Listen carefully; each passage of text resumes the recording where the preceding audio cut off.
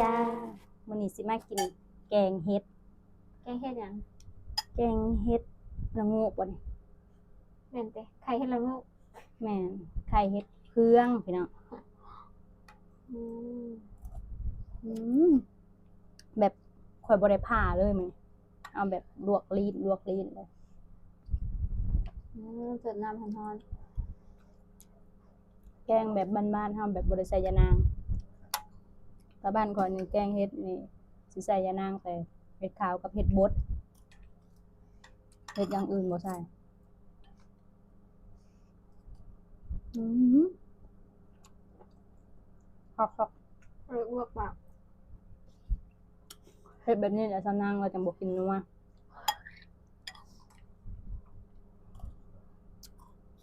เฮ็ดเฟืองนี่แบบเฮาเก็บเฟืองไว้แต่ละปีพอเฟืองเน่ามันออกมาเป็นเหงาอืมเคยเก็บอยู่บ่สำนาง บ่บ้านสำนางเราบ่เคยเก็บเฟืองไว้ ปั่นข่อยเก็บไว้ให้แต่งัวกินเพื่อนอืมเคยเก็บไว้ให้งัวกินนั่นแหละแล้วก็ฝนตกใส่มันเหงา บ่เหลือ งัวจะกินเบิดบ่ อ่า เด้อพี่น้องเด้อ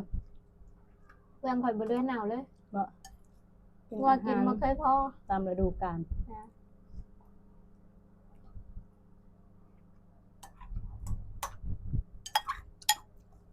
คือต่อไปจะต้องแยกอันนี้กินเฮ็ดเฟืองอันนี้งัวกิน สิได้กินเฮ็ด อืมบ้านเขาเฮ็ดปวกออกได้ยัง พอแล้วบ่ อืม เพิ่นบ่เห็นมีข่าวเฮ็ดปวกมาเป็น ยัง ยังบ่ยามบ่ โดนเบ็ดบุก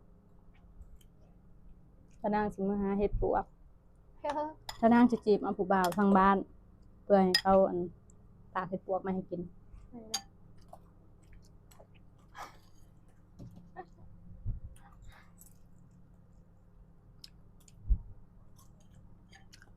แซ่บ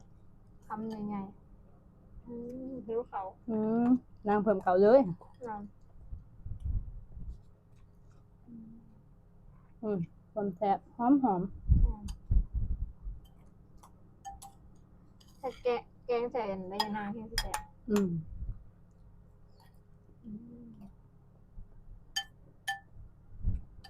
แกงใส่ผักติ๋วอย่างนี้กิน2 คนมัน เบิดบ่ เบิดมันพอแต่บ่ได้ผัวเนาะ แม่งกินหลายนี่เองเขายาน ตอนนางใครมาจีบกับคนจีบบ่อึด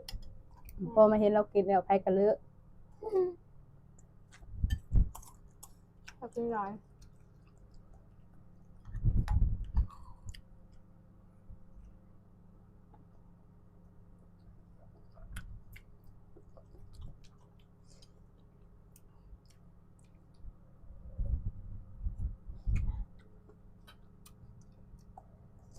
เอาอย่างนี้มาเขา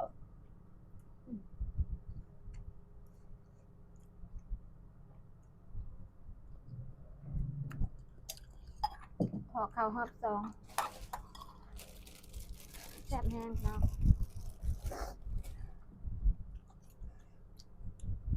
มันเป็นดอกแซ่บกว่านี้ แม่